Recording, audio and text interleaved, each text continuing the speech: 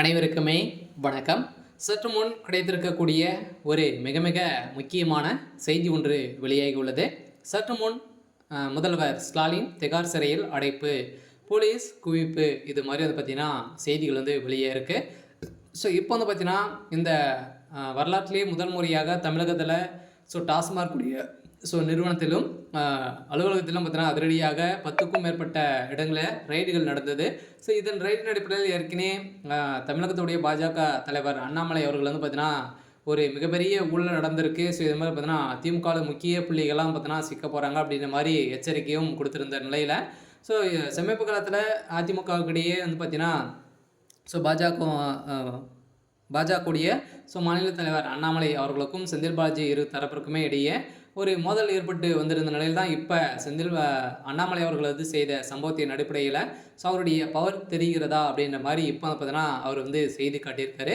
இதன் அடிப்படையில் தான் அதிரடியாக டாஸ்மாக் கூடிய நிறுவனத்தில் மெகா ஊழல் வந்து நடந்திருக்கு அப்படின்ற மாதிரி தொடரப்பட்ட பேச்சின் அடிப்படையில் இப்போ அதிரடியாக அமலாக்கத்துறை அதிரடியாக களத்தில் இறங்கி இப்போ ரைடு நடத்தியதில் இது வந்து பார்த்திங்கன்னா குறைந்தபட்சமே 1000 கோடிக்கு மேலே டாஸ்மாக் ஊழல் வந்து நடந்திருக்கு அப்படின்ற மாதிரி செந்தில் பாலாஜி அமைச்சர் பதவி பறிக்கப்பட்டிருக்கு.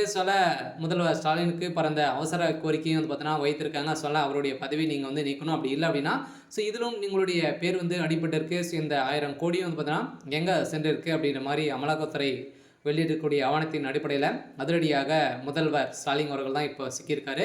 இதன் அடிப்படையில் தான் இது வரைக்குமே 1,00,000 கோடிக்கு மேலே மெகா ஊழல் வந்து செஞ்சுருக்காரு அப்படின்ற மாதிரி இப்போ முதல்வர் ஸ்டாலின் அவர்களை இப்போ சிறையில் அடைக்கப்பட்டிருக்காங்க. அதில் திமுகவுடைய கதை ஒட்டுமொத்தமாக முடியக்கூடிய நிலருக்கு தான் இப்போ நடந்திருக்கு. கூடியவர்கள் இன்னும் 48 மணி நேரத்தில் திமுகவுடைய ஆட்சி வந்து கலையத்துக்கான அனைத்து ஏற்பாடுகளுமே நடந்திருக்கு. பார்த்தீங்கன்னா இந்த ஊழலின் அடிப்படையில் இந்தியா முழுவதுமே ஒரு பேசும் பொருளாக வந்து மாறி இருக்கு. திமுகவுடைய ஆட்சியில் இது மாதிரி கெடுகட்ட ஒரு ஆட்சியாக தான் இருக்குது அப்படின்ற மாதிரி நிறைய மக்களிடையே எதிர்ப்புகள் வந்திருக்கு. இருந்தாலுமே திமுகவுடைய அரசு வந்து நிறைய எதிர்ப்புகள் நிறைய திமுகவுடைய அரசு சட்டத்தை மீறி செயல்பட்டு வருது அப்படின்ற மாதிரி நிறைய புகார்கள் எழுந்திருக்கக்கூடிய நிலையில் தான் இப்போ அதிரடியாக முதல்வர் ஸ்டாலின் அவர்கள் வந்து கைது செய்யப்பட்டிருக்கு.